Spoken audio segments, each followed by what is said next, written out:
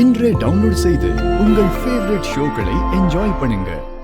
அமைச்சர் கிட்ட இருந்து சூர்யா உடலை காப்பாத்தி பத்திரமா பாதுகாப்பான இடத்துல வச்சுட்டேன். இனிமே அமைச்சரால சூர்யா உடலுக்கு எந்த ஆபத்தும் வராது. எலியோட உடலுக்குள்ள இருக்கிற சூர்யா கண்டிப்பா உங்களை பார்க்க இங்க வருவாரு. அவரு வந்ததும் அவரை கூட்டிட்டு போய் அவரோட உடலுக்கு உயிர் கொடுத்து பழைய சூர்யாவை மாத்திருவேன்.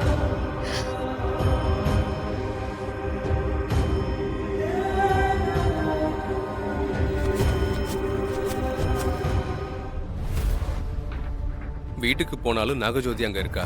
மாரியோட சமாதிக்கு போனாலும் நாகஜோதி மோப்பம் பிடிச்சு அங்க வந்துடுறா.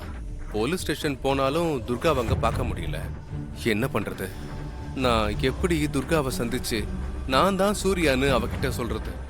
இப்போதைக்கு நம்ம ஆபீஸ் மட்டும்தான் நமக்கு சேஃபான இடம். இங்க நாகஜோதி வர்றதுக்கு வாய்ப்பே இல்லை. இந்த இடத்த விட்டு போகக்கூடாது.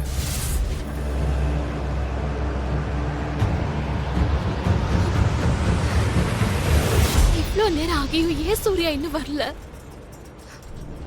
கிளி திரும்பவும் வருமா வராதான் தெரிய மாட்டேங்குதே. என்ன பண்றது?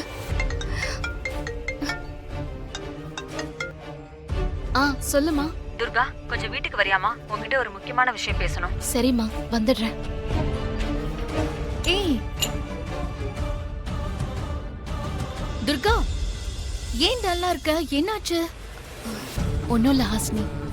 என்னாச்சு துர்கா? உடம்பு எதுவும் சரியில்லையா? அதெல்லாம் ஒன்னும் இல்லம்மா, கொஞ்சம் ஒர்க் டென்ஷன் தான். சரி, அப்போ நான் சூட ஒரு காஃபி போட்டு எடுத்துட்டு வரட்டுமா? காஃபி குடிச்சா கொஞ்சம் டென்ஷன்ல இருந்து ரிலீஃப் ஆவல்ல? சொல்லிக்கிட்டே இருக்காத, போய் காஃபி போட்டு எடுத்துட்டு வா. பெரியமா, உங்களுக்கு ஏதோ காஃபி எடுத்துட்டு வரட்டுமா? எனக்கு எதுவும் வேண்டாம், நான் இப்பதான் குடிச்சேன். அவளுக்கு மட்டும் கொடு.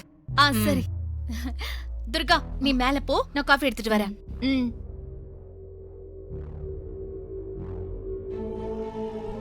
துர்கா,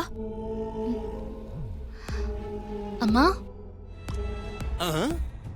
இவங்க என்ன ரகசியத்தை பேசிக்கிட்டு இருக்காங்க?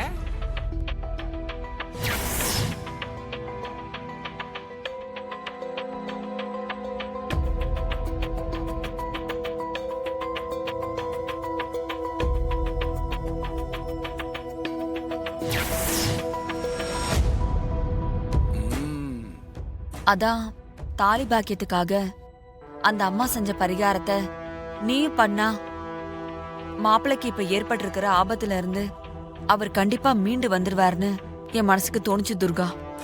இவங்க ஏதாவது செஞ்சு மாப்பிள்ள சூர்யாவை பழையபடி கொண்டாந்துருவாங்க போல இருக்குதே. விடக்கூடாது. இத உடனே சிஸ்டர்ட்ட போய் சொல்லணும். இது நல்ல விஷயம் தான்மா. நான் இப்பவே போய் 5 ஏழை பொண்ணுங்களை பார்த்து நாளைக்கு கோயிலுக்கு வர சொல்லிடுறேன். கோயில்ல வச்சு நாம பரிகாரம் பண்ணிடலாம். சரிம்மா, மாப்பிள்ள நல்லபடியா வீட்டுக்கு திரும்ப வரணும். அம்மன் உன் பரிகாரத்தை ஏத்துக்கிட்டு உன் தாலி பாக்கியத்துக்கு அருள் புரியணும். நான் வரேம்மா.